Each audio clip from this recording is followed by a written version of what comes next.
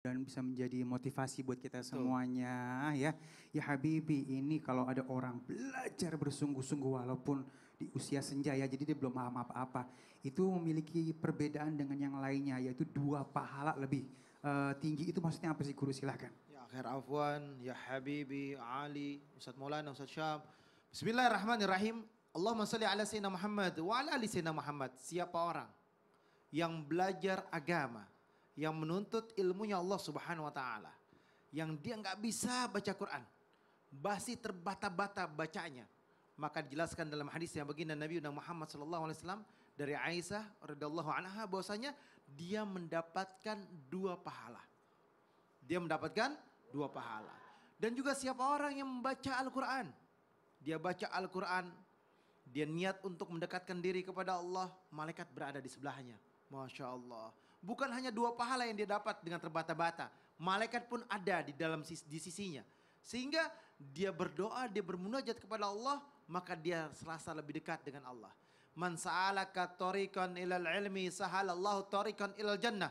Siapa orang yang berjalan menuju ilmunya Allah Subhanahu wa taala, mencari ilmunya Allah Subhanahu wa taala, maka Allah akan memudahkan langkah dan jalannya menuju surganya Allah.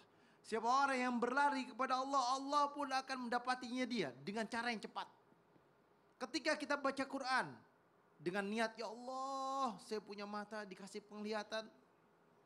Jangan sampai mata saya ini melihat kemaksiatan. Saya ingin baca Quran, ya Allah. Boleh jadi Al-Quran gak pengen dibaca oleh saya. Ya Allah, mungkin Al-Quran ingin jauh dari saya, tapi saya ingin dekat dengan Al-Quran. Belajar baca Quran.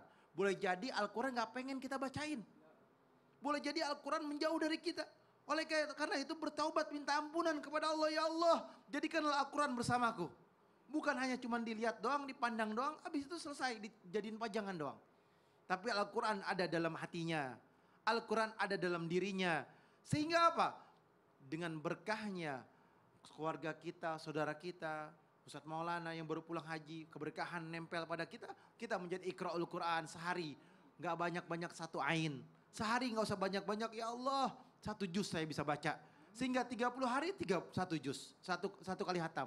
30 hari 1 kali hatam. 1 hari 1 juz. 30 hari 1 kali hatam. Atau 1 hari setengah juz. Maka 60 hari 1 kali hatam. Oleh karena itu ya Allah, izinkanlah kami bisa baca Quran. Menikmati Al-Quran. Enggak terbata-bata baca kami ya Allah. Dan sehingga baca kami lebih mudah dan lebih nikmat.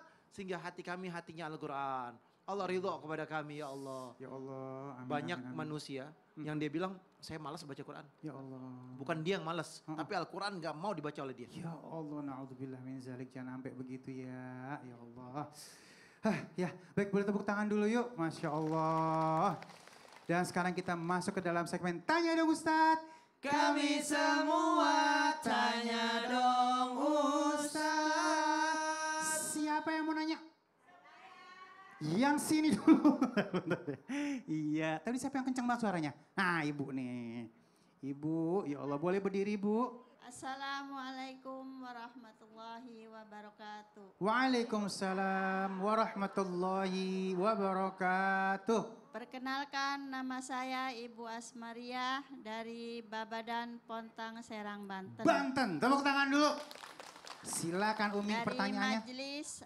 Majelis Taklim Baitul Ibad. Baitul Ibad, Masya Allah. Yuk. Saya mau bertanya pada Pak Ustadz Maulana. Guru, Masya Allah. Apakah ada kriteria yang diberikan Rasulullah untuk mencari ustadz atau ustadz untuk belajar agama bagi para mualaf atau orang-orang yang mau belajar agama? Karena sekarang kan banyak yang sedikit-dikit bid'ah, enggak sesuai inti neraka.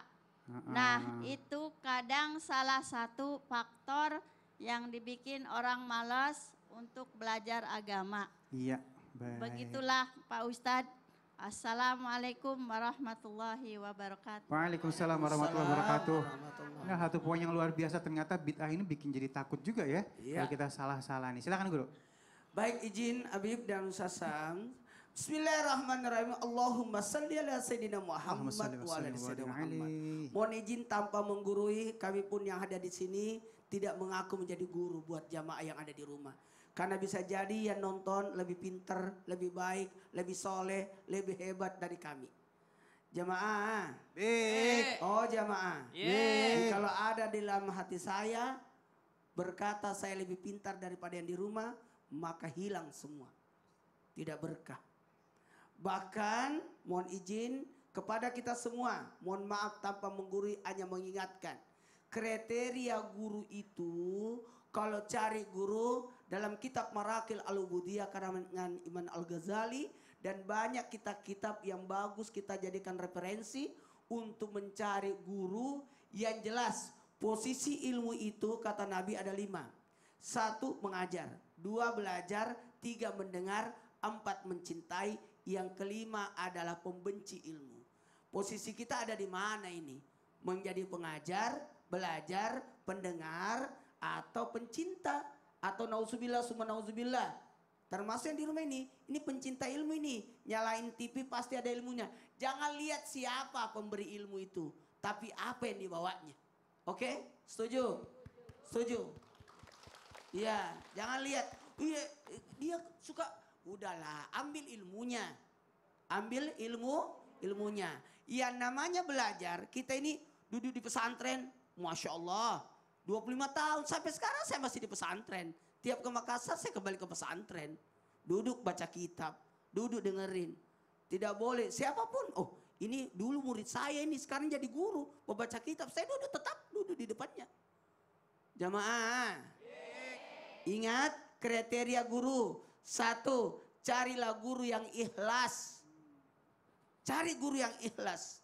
Tidak mengharap balasan.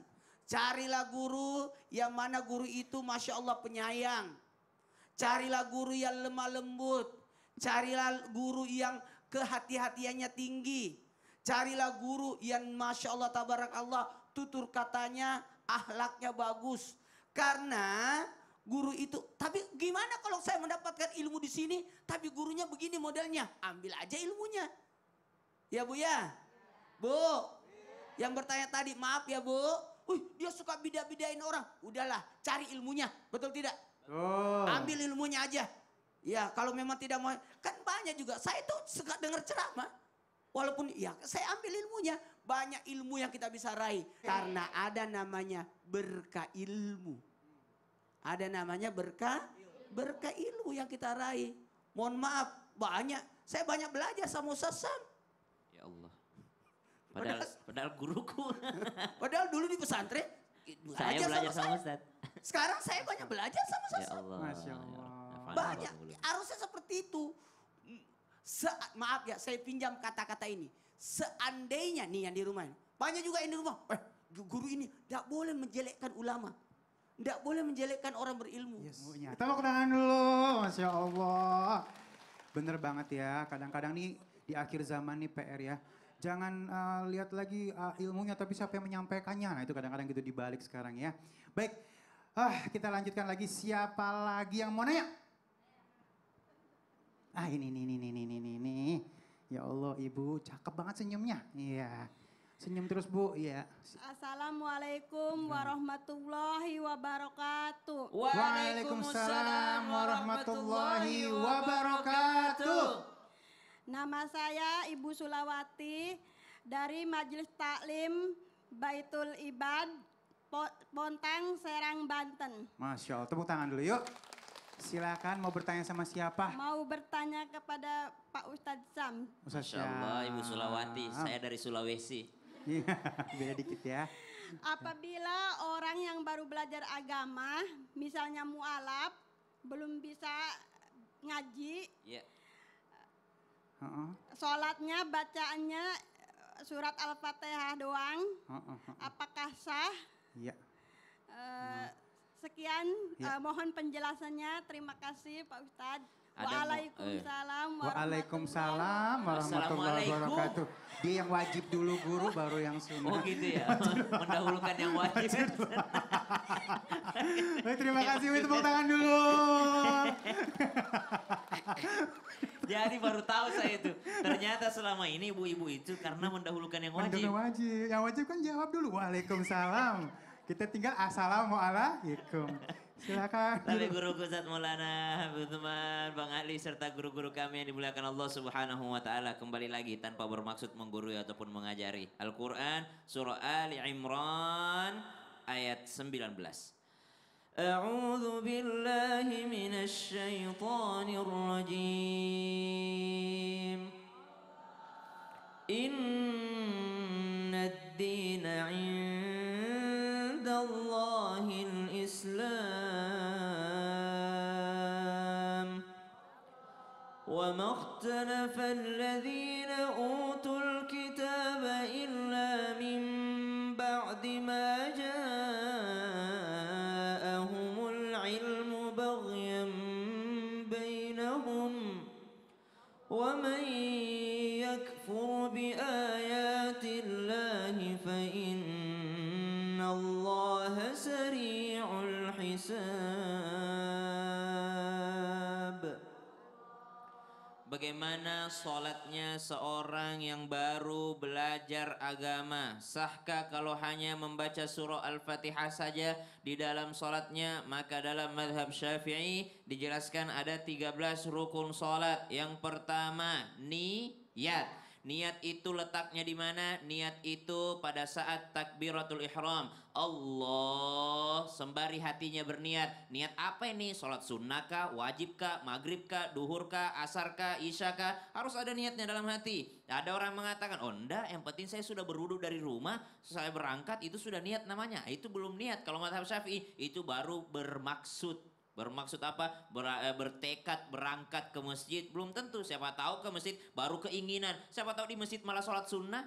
Atau siapa tahu di masjid malah dia main HP. Subhanallah. Jadi niat. Kemudian apa yang kedua? Takbiratul ihram. Kemudian apa yang ketiga? Berdiri bagi yang mampu. Kalau kesehatannya maka rukun dia berdiri. Kemudian yang keempat, membaca surah Al-Fatihah di setiap rakaat. Berarti setiap rakaat mesti ada surah Al-Fatihah. Kemudian yang kelima, ruku, langsung ruku. Maka tidak membaca surah yang lain, tapi dia membaca surah Al-Fatihah, maka dia sudah sah, ya. Membaca surah yang lain itu termasuk daripada kesunahan. Kemudian ruku dengan tumak nina, i'tidal dengan tumak nina, sujud 2 kali dengan tumak nina, duduk di antara 2 sujud dengan tumak ninahnya. Kemudian apalagi rukunnya, tasyahud akhir. Membaca salawat ke atas Nabi SAW.